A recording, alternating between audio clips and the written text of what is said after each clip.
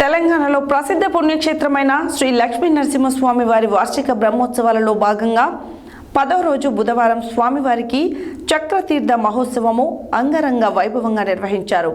ఆలయ అర్చకులు ముందుగా ఆలయంలో యాగశాలలో యజ్ఞాచార్యులు మహాపూర్ణాహుతి నిర్వహించారు.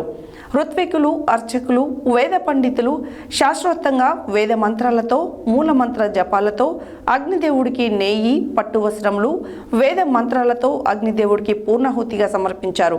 అనంతరం స్వామివారు భక్తులకు దర్శనమిచ్చారు. తెలంగాణలో ప్రసిద్ధ పుణ్యక్షేత్రమైన శ్రీ లక్ష్మీ నరసింహస్వామి వారి వార్షిక బ్రహ్మోత్సవాలలో భాగంగా 10వ రోజు బుధవారం స్వామివారికి చక్రతీర్థ మహోత్సవం అంగరంగ వైభవంగా నిర్వహించారు. ఆలయ అర్చకులు ముందుగా ఆలయంలో యాగశాలలో యజ్ఞాచార్యులు మహాపూర్ణాహుతి నిర్వహించారు.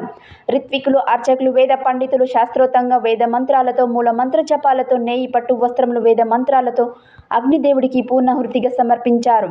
అనంతరం స్వామివారు భక్తులకు దర్శనమిచ్చారు. అల్వార్ దివ్య ప్రబద పారాయణములతో అర్చకులు స్వామివారికి మహాపూర్ణాహుతి నిర్వహించారు. భక్తులు గోవింద నామస్మరణ నడుమ సుదర్శన నారసింహుడికి చక్రతీర్థ మహోత్సవం కనుల పండుగ సాగింది. శ్రీ శ్రీ శ్రీత్రిదండి చిన్నజీయ స్వామి వారి ఆదేశానుసారంగా ఉత్సవాలు ఘనంగా జరుగుతున్నాయి. స్వామి అమ్మవార్ల శైవ ఆలయం మాడవీధుల నుండి విష్ణు పుష్కరిణి వద్దకు బాజా భజంత్రీలతో భక్తులు నృత్యాలు చేస్తూ ఊరేగింపుగా తీసుకెళ్లి సుదర్శన నారసింహ స్వామి వారికి ప్రత్యేక పూజలు నిర్వహించిన అనంతరం చక్రతీర్థ మహోత్సవాన్ని ఘనంగా నిర్వహించారు. భక్తులు ఎంతో తన్మయత్వముతో, భక్తి శ్రద్ధలతో భగవానుని వేడుకుంటూ విష్ణు పుష్కరిణిలో స్నానాలు చేశారు.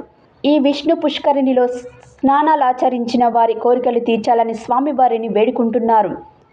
రాత్రి ప్రధానాలయంలో దేవతా ఉద్వాసన, శ్రీ పుష్పయాగము, దోపు ఉత్సవం నిర్వహించనున్నారు. రేపు స్వామివారికి అష్టోత్తర శతఘట్టాభిషేకంతో బ్రహ్మోత్సవాలు ముగుస్తాయి.